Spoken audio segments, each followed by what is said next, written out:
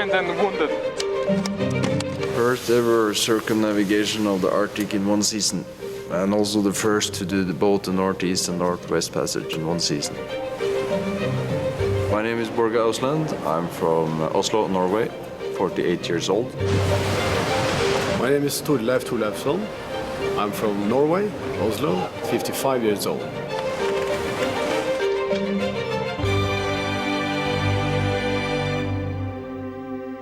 It started with Marco Polo because the attractiveness of China in the Far East.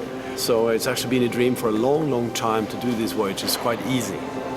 But it didn't turn out to be that easy because of the heavy ice conditions that used to be there in these 500 years until now. In 2007, we saw that the ice was retreating so much that both of the passages was open at the same time and that it was possible to do this trip. And what we wanted to do was to be a visual example that the ice is retreating as an addition to what the scientists are showing with their reports and numbers.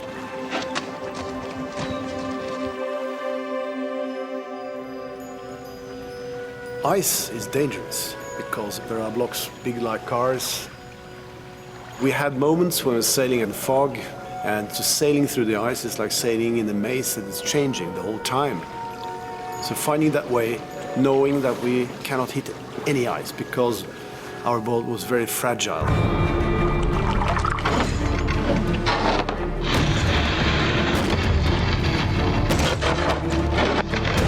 It's a bumpy ride, tough for the boat, tough for the crew. No, we can't make it.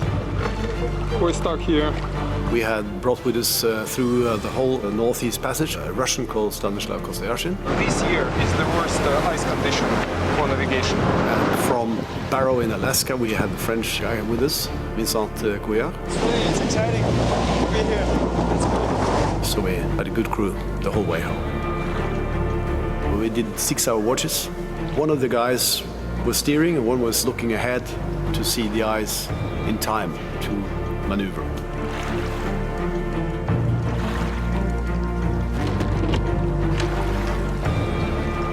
Not only the ice in the passages, but also the stormy weather in the North Atlantic can be quite serious. We faced gales, 10 or 12 tough ones.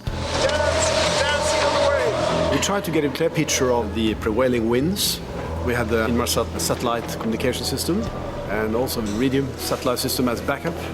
We could also download grid files showing us the weather, how it will develop the next 48, 72 hours. Along this coast, the most favorable winds will be here. And with this satellite technology, we could also send high-resolution images and also video, which we posted together with text and voice messages on YouTube, on Flickr, on Facebook, on our own webpage, of course.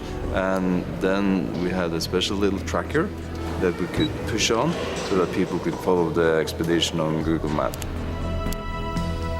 One of the people following us had a comment that watching your blog every day is like looking on the Indiana Jones movie.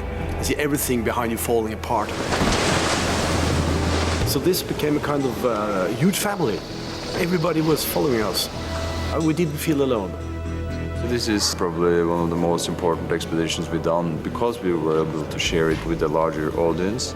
The topic of climate changes is very important, and to get this message out to the world that it's happening. The ice is retreating big time, and it's quite a dramatic story out there.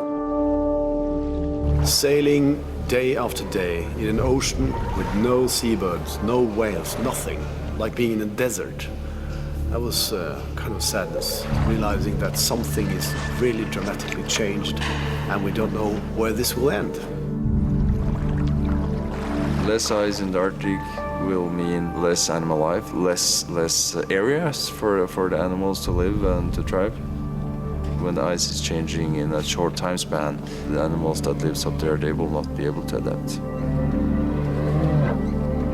We want to share with the audience, with other people, what we are doing and why we're doing it, and to have the tools of technology to help us to do that on the way is a quite important part of the expedition. People have seen scientific reports, but if you say that 1 million square kilometers of ice is disappearing, What does that number mean? It doesn't mean anything to the guy in the street.